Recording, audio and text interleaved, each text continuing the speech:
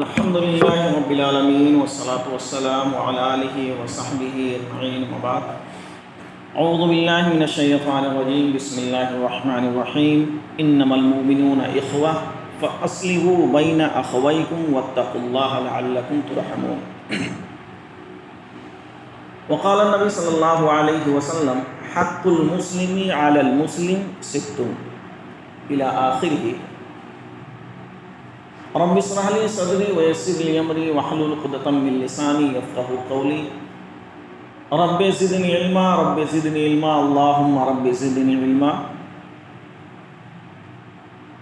محترم مصلیان کرام، سب سے پہلے تو اللہ تبارک و تعالیٰ کی حمد و ثنا، اس کی بڑائی اور بزرگی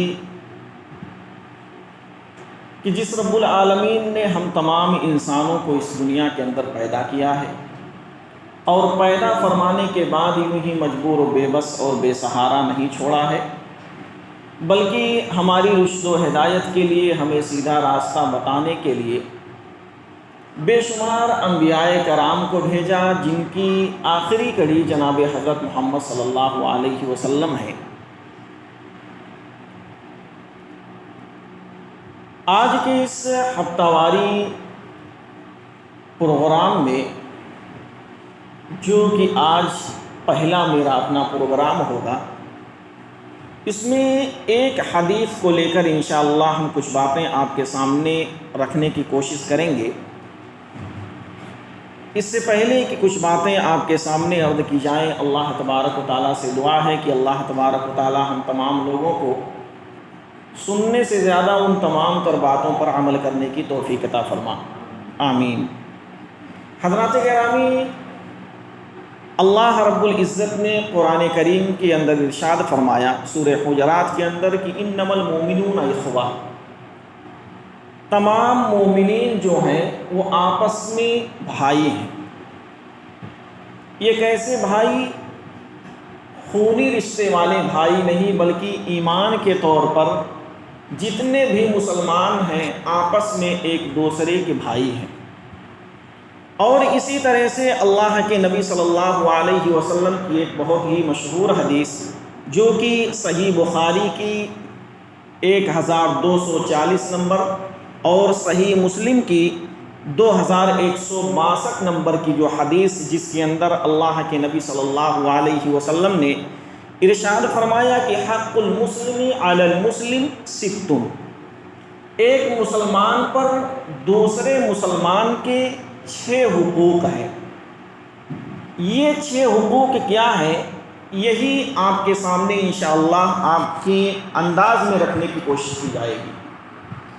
پہلی جو چیز اللہ کے نبی صلی اللہ علیہ وسلم نے ارشاد فرمایا کہ اذا لقیتہ فسلم علیہ، جب تم میں سے کوئی کسی سے ملاقات کرے تو فسلم علیہ، اس پر سلام کرے. سلام کے بارے میں اگر دیکھیں گے تو یہ ایک ایسی چیز ہے جو دو انسانوں کے درمیان محبت ڈالتی ہے. سلام یہ ایک اسلام کا امتیازی شان ہے، جس شان کو ہماری شریعت نے اسے دیا ہے، دوسرے مذاہب کے لوگوں میں یہ چیز نہیں پائی جاتی. سلام کے ذریعے سے ایک انسان کے اندر محبت، مودت، خلوص، اخلاص، بہت ساری چیزیں پیدا ہوتی ہیں. آپ اگر اس کا اندازہ لگانا چاہیں، ایک وہ انسان جو آپ سے دور بھاگتا ہے، جو آپ سے نفرت کرتا ہے، کسی بات پر آپس میں اختلاف ہو گیا ہے اور وہ آپ سے دور بھاگ رہا ہے، آپ اس کے پاس قریب جانے کی کوشش کر رہے ہیں، تو اس کے سب سے آسان طریقہ ہے کہ آپ اس کو سلام کریے. اور اگر آپ سلام کرتے ہیں، ایک دن جواب نہیں دے گا، 2 دن جواب نہیں دے گا، تیسرے دن اسے خود ہی شرم محسوس ہو جائے گی، یہ شخص ہے جو مجھے سلام کر رہا ہے اور میں اس کے سلام کا جواب نہیں دے رہا ہوں. تو یہ سلام جو ہے، اس کے ذریعے سے آپسی جو دوریاں ہوتی ہیں یہ کم ہوتی ہیں. ایک انسان کا دل جو ایک دوسرے سے متنفر ہوتا ہے، نفرت کرنے لگتا ہے، اس سلام کے ذریعے سے 2 دلوں کو جوڑا جا سکتا ہے. تو اللہ کے نبی صلی اللہ علیہ وسلم نے کہا کہ جب تم میں سے کوئی کسی سے ملاقات کرے تو سلام کرے۔ یہ سلام کرنا مکمل کامل الفاظ کے ذریعے سے ہونا چاہیے اور درست الفاظ کے ذریعے سے ہونا چاہیے۔ جیسے بہت سارے لوگ ایسے ہوتے ہیں جو ایسے الفاظ استعمال کرتے ہیں کہ جن کا معنی تبدیل ہو جاتا ہے، اور اگر معنی تبدیل ہوتا ہے، آپ دیکھیے اللہ کے نبی صلی اللہ علیہ وسلم کے پاس ایک بار کچھ لوگ آئے اور انہوں نے کہا السلام علیکم، سام، جس کا معنی یہ ہوتا ہے کہ تم پر موت ہو۔ حضرت عائشہ رضی اللہ تعالیٰ عنہ بھی آپ کے پاس موجود تھی اور بہت پریشان ہو گئی اور خفا ہو کر گویا کہ انہوں نے ان کے لیے یہ باتیں کہی کہ اللہ کے نبی صلی اللہ علیہ وسلم آپ نہیں دیکھ رہے ہیں کہ ان لوگوں نے آپ کے لیے کیا کہا ہے؟ انہوں نے بددعائیہ کلمات کہے ہیں کہ تم پر موت آئے۔ تو اللہ کے نبی صلی اللہ علیہ وسلم نے کہا کہ میری پیاری بیوی آپ خاموش ہو جاؤ، انہوں نے جو کہا ہے ہم نے اس کا جواب دے دیا ہے۔ جب انہوں نے کہا کہ السلام علیکم یا السلام علیکم تم پر موت آئے، تو اللہ کے نبی نے جواب میں کہا کہ وعلیکم، اور تم پر بھی آئے، یعنی وہ بد دعا کر رہے تھے، اللہ کے نبی صلی اللہ علیہ وسلم نے اسی بات کو پلٹ دیا، کہا کہ تم پر بھی ہو۔ تو ایک انسان کو ہمیشہ سلام کرتے وقت وہ الفاظ جو صحیح طور پر مکمل کامل ہیں ان الفاظ کا استعمال کیا جائے، جیسے السلام علیکم ورحمۃ اللہ وبرکاتہ۔ اسی طرح سے اگر دیکھیں گے تو آپ نے اللہ کے نبی صلی اللہ علیہ وسلم نے ارشاد فرمایا کہ والذی نفس محمد بیدہ لا تدخلوا الجنۃ حتی تؤمنوا ولا تؤمنوا حتی تحابوا افلا اخبرکم بشیء اذا فعلتموہ تحاببتم افشوا السلام بینکم۔ اللہ کے نبی صلی اللہ علیہ وسلم نے فرمایا کہ خبردار، قسم ہے اس ذات کی جس کے قبضے قدرت میں میری جان ہے، تم میں سے کوئی شخص اس وقت تک جنت میں داخل نہیں ہو سکتا جب تک کہ وہ ایمان نہ لے آئے، جب تک کہ وہ مومن نہ ہو جائے، اور تم میں سے وہ شخص مومن نہیں ہو سکتا جب تک کہ ایک دوسرے سے محبت نہ کرنے لگے۔ اللہ کے نبی صلی اللہ علیہ وسلم نے کہا کہ کیا میں تمہیں ایسی چیز نہ بتاؤں جس کو اگر تم کرو گے تو تمہارے درمیان محبت پیدا ہو جائے گی؟ پھر اللہ کے نبی صلی اللہ علیہ وسلم نے کہا کہ افشوا السلام بینکم، آپس میں سلام کو عام کرو، سلام کو لوگوں کے درمیان پھیلاؤ۔ اسی طرح سے ایک بار اللہ کے نبی صلی اللہ علیہ وسلم اپنے چند صحابہ کرام کے ساتھ بیٹھے ہوئے تھے، ایک شخص آیا اور کہا السلام علیکم۔ اللہ کے نبی صلی اللہ علیہ وسلم نے اس کا جواب دیا، وہ شخص بیٹھ گیا۔ اللہ کے نبی نے کہا کہ 10 نیکیاں۔ پھر ایک دوسرا شخص آیا، اس نے کہا کہ السلام علیکم ورحمۃ اللہ۔ پھر اللہ کے نبی صلی اللہ علیہ وسلم نے جواب دیا، وہ شخص بیٹھ گیا۔ اللہ کے نبی نے کہا کہ 20 نیکیاں۔ پھر تیسرا ایک شخص آیا، اس نے کہا کہ السلام علیکم ورحمۃ اللہ وبرکاتہ۔ اللہ کے نبی صلی اللہ علیہ وسلم نے اس کا جواب دیا اور اللہ کے نبی نے کہا کہ 30 نیکیاں اس شخص نے کما لی۔ گویا کہ ہمیں معلوم ہوا کہ اگر ایک شخص مکمل طور پر السلام علیکم ورحمۃ اللہ وبرکاتہ کہتا ہے تو اسے 30 نیکیاں مل جاتی ہیں۔ یہ ہمارے لیے کتنی خوش قسمتی ہے کہ اگر صرف ہم چند الفاظ اپنے زبان سے ادا کر دے رہے ہیں تو اللہ تبارک و تعالی ہمیں اس پر 30 نیکیاں عطا کرتا ہے۔ تو پہلی چیز ہے کہ جب تم میں سے کوئی شخص کسی سے ملاقات کرے تو سلام کرے۔ دوسری جو چیز ہے وہ ہے وَإِذَا دَعَاكَ فَأَجِبْ، جب تم میں سے کوئی کسی کو دعوت دے تو اس دعوت کو قبول کیا جائے۔ اور اسی طرح سے اللہ کے نبی صلی اللہ علیہ وسلم نے ارشاد فرمایا لا تصاحبوا الا مؤمنا ولا ياكلوا طعامك الا تقي، صرف صاحب ایمان کو ہی دوست بناؤ اور صرف متقی پرہیزگار شخص ہی تمہارے یہاں کھانا کھائے۔ تو جس سے یہ ہمیں معلوم ہوا کہ اللہ کے نبی صلی اللہ علیہ وسلم کی یہ جو تعلیمات رہی کہ جب تم میں سے کوئی کسی کو دعوت دے تو اس کی دعوت کو قبول کیا جائے، یہ نہ دیکھا جائے کہ بھائی دعوت دینے والا ہے کون، اگر بہت زیادہ امیر ہے، اس کے بہت سارے تعلقات ہیں تو چلو ہم اس کے پاس چلتے ہیں، لیکن اگر کوئی بیچارہ ایسا ہے کہ جس کے بہت زیادہ نام نہیں ہے، شہرت نہیں ہے، معمولی درجے کا آدمی ہے، اگر اس نے خلوص دل کے ساتھ بلایا ہے تو چلو چھوڑو بھائی، اس کے پاس کون جاتا، وہ ہمیں کیا کھلا پاتا، یا اسی طرح سے وہ تو ہماری برابری کا نہیں ہے، اس کے پاس کوئی جانا۔ بلکہ اگر کوئی شخص آپ کو خلوص دل کے ساتھ بلا رہا ہے تو اس کے یہاں تشریف لے جایا جائے۔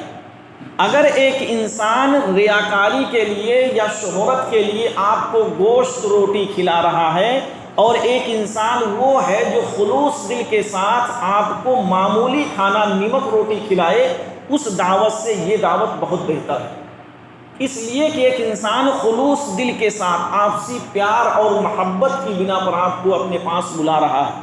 تو اللہ کے نبی صلی اللہ علیہ وسلم نے کہا کہ جب کوئی دعوت دے تو اس کی دعوت کو قبول کیا جائے۔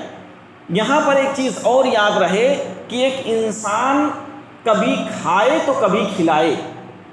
اگر ایک انسان صرف کھانے کے چکر میں رہے گا تو اس کی جو محبت ہے نا، اس کی جو دوستی ہے وہ برقرار نہیں رہے گی، زیادہ دن تک وہ دوستی چلنے والی نہیں ہے۔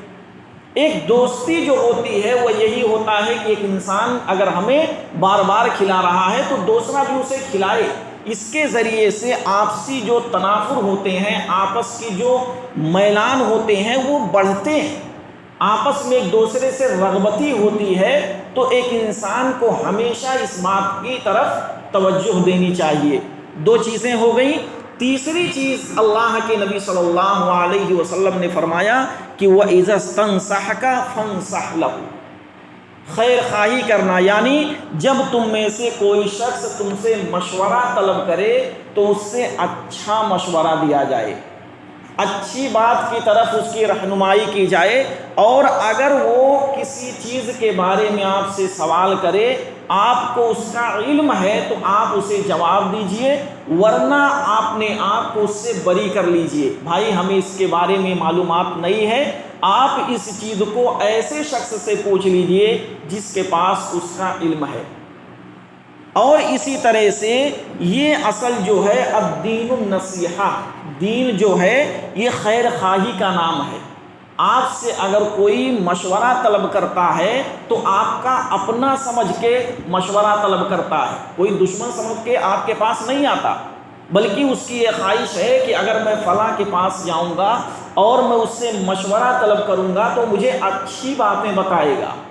تو آپ جب ہو سکے، جتنا ممکن ہو سکے، اچھی چیزوں کی طرف اسے رہنمائی کریے، اور جس چیز میں مشورہ طلب کر رہا ہے اگر کچھ غلط چیزیں ہیں تو اسے متنبہ کر دیجئے، بتا دیجئے کہ یہ کام جو کر رہے ہو یہ تمہارا شریعت کے مطابق نہیں ہے، یہ چیز آپ مت کریے، اسے چھوڑ دیجئے، اور یہ چیز غلط ہے۔ یہی تو چیز ہے خیر خواہی، یہی تو چیز ہے کہ جب کوئی تم سے کوئی سوال کرتا ہے تو اس میں حق بات اس کے سامنے واضح کر دی جائے، بغیر یہ سوچے ہوئے کہ بھائی اگر ہم نے اس کے سامنے حق بات کہہ دی تو یہ ہم سے بات کرنا چھوڑ دے گا، ہم سے ملنا چھوڑ دے گا، پھر دوبارہ ہمارے پاس نہیں آئے گا۔ یہ ساری چیزیں سوچے بغیر ایک انسان یہ دیکھے کہ ہم کہیں شریعت کی مخالفت تو نہیں کر رہے ہیں، کہیں ایسا تو نہیں ہو رہا ہے کہ میں اس کو خوش کرنے کے لیے اللہ تبارک و تعالیٰ کو ناراض کر رہا ہوں۔ تو ایک انسان غور کرے کہ جب اس سے مشورہ طلب کیا جائے تو اچھا مشورہ دیا جائے۔ آج جب کوئی مشورہ طلب کرتا ہے، یہاں تک کہ انسانوں کے حالات ایسے ہیں کہ ہر کسی کی خواہش یہ ہوتی ہے ایسا کچھ کر دیا جائے کہ یہ برباد ہو جائے تو اچھا ہے۔ دوسروں کو تو چھوڑیے کہ انسان اپنا سگا بھائی، اپنے سگے بھائی کی خوشی کو دیکھ نہیں پاتا، سگے بھائی کے بارے میں سوچتا ہے کہ یہ مجھ سے آگے کیسے جا رہا ہے، کیا کیا جائے کہ یہ مجھ سے پیچھے ہو جائے، اس کا کاروبار جو ہے وہ برباد ہو جائے، یا اور دوسری چیزوں میں اگر وہ ترقی کر رہا ہے تو اس کو پیچھے ہٹا دیا جائے۔ ہر طرح سے وہ کوشش کر رہا ہے کہ کسی بھی طرح سے اسے پیچھے کر دیا جائے۔ یہ ایک سگا بھائی اپنے سگے بھائی کے لیے کرتا ہے۔ حالانکہ ایسا نہیں ہونا چاہیے۔ اللہ کے نبی صلی اللہ علیہ وسلم نے کہا کہ جب تم میں سے کوئی کیسا بھی ہو اگر مشورہ طلب کر رہا ہے تو تم اسے اچھا مشورہ دو۔ اسی طرح سے چوتھی جو چیز ہے، اللہ کے نبی صلی اللہ علیہ وسلم نے کہا وَإِذَا عَطَسَ فَحَمِدَ اللَّهَ فَسَمِّتْهُ، جب تم میں سے کسی کو چھینک آئے تو وہ الحمدللہ کہے۔ اسی طرح سے چھینک جب کسی کو آتی ہے تو وہ الحمدللہ کہے، اس کے پاس جو شخص موجود ہو اس کو جب سنے تو کہے یرحمک اللہ۔ پھر جس شخص کو چھینک آئی تھی وہ پھر دوبارہ کہے یہدیکم اللہ ویصلح بالکم۔ یہ ایک ایسا طریقہ ہے جو اللہ کے نبی صلی اللہ علیہ وسلم نے چھینک آنے پر ہماری رہنمائی کی ہے۔ اسی طرح سے پانچویں جو چیز ہے وَإِذَا مَرِضَ فَعُدْهُ، جب تم میں سے کوئی شخص بیمار ہو تو اس کی عیادت کی جائے، اس کے حال احوال معلوم کیے جائیں اور اس کے یہاں تشریف لے جایا جائے، اس سے معلوم کیا جائے کہ بھائی آپ کے اندر کون سی پریشانی، اور جو بھی پریشانی جو بیماری ہے اس سے اللہ تبارک و تعالیٰ کی طرف اسے رغبت دلائی جائے۔ جیسے ایک شخص ہے جو بیمار ہے، بیماری میں وہ اپنے آپ کو بہت ہی پریشان سمجھ رہا ہے، آپ اس کے پاس جائیے اور اسے صبر دلائیے کہ دیکھیے جو بھی ہے یہ اللہ تبارک و تعالیٰ کی طرف سے ہو سکتا ہے، یہ اللہ تبارک و تعالیٰ کی آزمائش ہو۔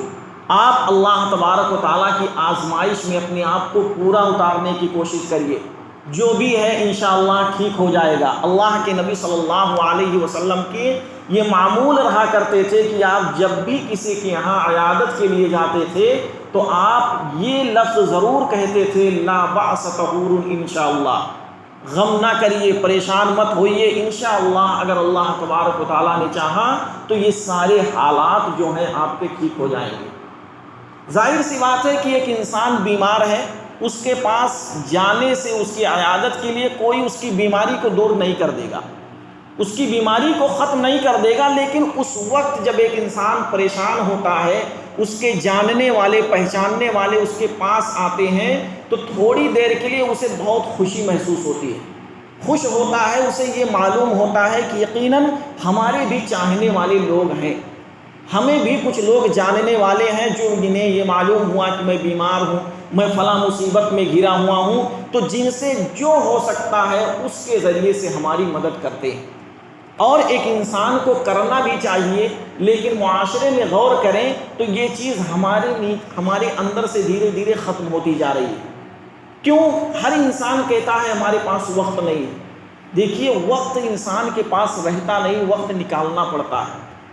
جہاں اس طرح کی چیزیں ہوں، اگر آپ اجتماعی طور پر 2-4-10 لوگ مل کر جا سکتے ہیں تو یہ اور اچھی بات ہے، اس کے ذریعے سے سامنے والے پر بہت اثر پڑتا ہے۔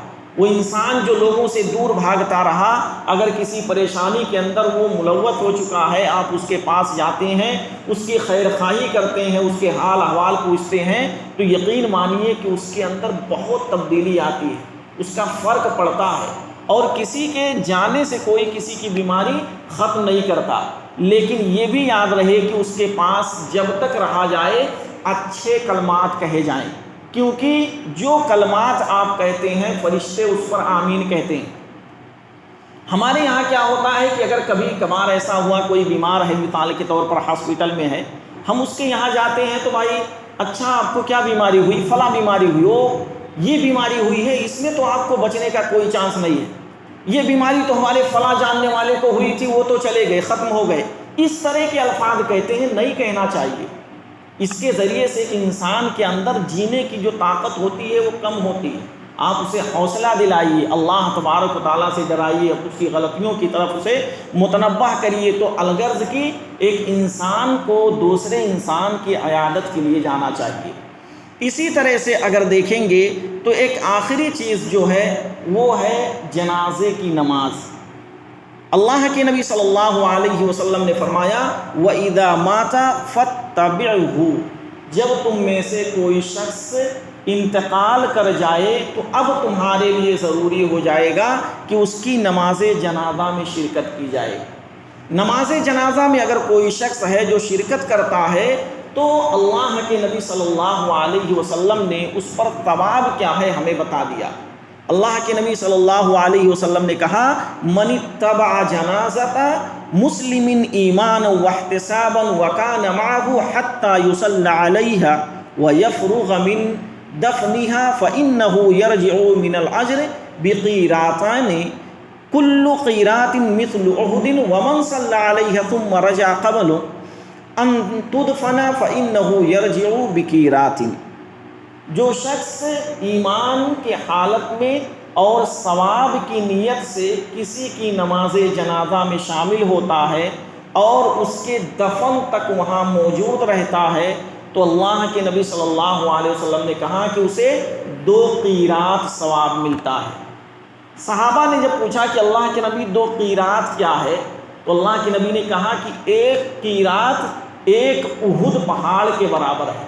آپ سوچئے کتنا ثواب ملتا ہے۔ 2 قیرات اگر آپ نماز جنازہ میں شامل رہے اور اس کے دفن تک شامل رہے، اس سے فارغ ہو کر آئے، اور اسی طرح سے اگر کوئی شخص صرف اس کی نماز جنازہ میں شامل ہوتا ہے تو اللہ کے نبی صلی اللہ علیہ وسلم نے کہا کہ اسے 1 قیرات ثواب ملتا ہے، 1 احد پہاڑ کے برابر ثواب ملتا ہے۔ تو جس سے ہمیں یہ معلوم ہوا کہ کسی کی نماز جنازہ میں شامل ہونا یہ 2 قیرات یعنی 2 احد پہاڑ کے برابر ہمیں ثواب ملتا ہے۔ تو ایک انسان کو جنازے میں شامل ہونا یہ اپنے لیے لازمی بنانا چاہیے۔ اگر ایسا ہوتا ہے تو اپنے ذاتی کاروبار کو تھوڑی دیر کے لیے متاخر کیا جا سکتا ہے یا اسی طرح سے تھوڑی دیر کے لیے اسے بند کیا جا سکتا ہے، لیکن نماز جنازہ میں شامل ہونا چاہیے۔ الغرض کی اس حدیث میں اللہ کے نبی صلی اللہ علیہ وسلم نے ہمیں ان 6 باتوں کا حکم دیا۔ اگر ان 6 باتوں پر ہم غور کر لیں تو یقیناً ایسی صفات ہیں کہ جن صفات کو ہم اپنے اندر پیدا کرتے ہیں اس کے ذریعے سے ہمیں بھی فائدہ ہوگا اور دوسرے لوگ بھی اس سے فائدہ اٹھائیں گے۔ تو ہمیں معلوم یہ ہوتا ہے کہ یہ ہمیں ایسی حدیثیں جس کے اندر اللہ کے نبی صلی اللہ علیہ وسلم نے خاص کچھ چیزیں بتا دی ہیں تو ان چیزوں پر ہمیں عمل کرنا چاہیے، اور ان چیزوں کو ہمیں اپنے ذہن میں رکھ کر عمل کرتے ہیں تو یقیناً اس کا ہمیں فائدہ بھی ہوگا۔ آخر میں دعا کرتے ہیں کہ اللہ رب العزت اس ایک حدیث کے ذریعے سے ہم نے جو 6 باتیں سنی ہیں اللہ تبارک و تعالیٰ ان تمام تر باتوں پر عمل کرنے کی توفیق عطا فرما۔ اللہ رب العزت ہم تمام لوگوں کو زیادہ سے زیادہ اچھے اعمال کرنے کی توفیق عطا فرما۔ اللہ تبارک و تعالیٰ جب تک ہم دنیا میں زندہ رہیں، ایمان اور اسلام پر زندہ رہیں، اور ہمارا خاتمہ ہو تو خاتمہ بالخیر ہو۔ آمین وآخر دعوانا ان الحمدللہ رب العالمین۔